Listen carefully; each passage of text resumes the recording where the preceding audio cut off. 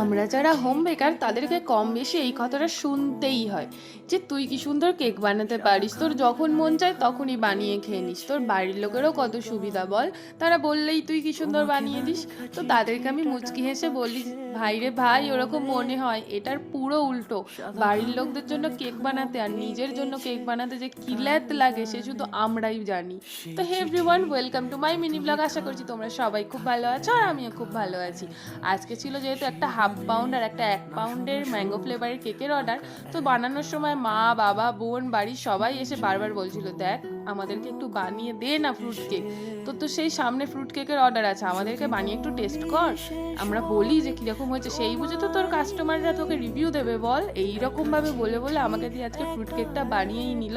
আর fruit cake তো ওদিকে হয়ে গেছে, আর বাকি কেকের যে ডেকোরেশনের ভিডিও দেখার জন্য চ্যানেলটা তোমরা সাবস্ক্রাইব করো আর নেক্সট ভিডিওর জন্য অপেক্ষা করো। আজ এই অবধি, টাটা।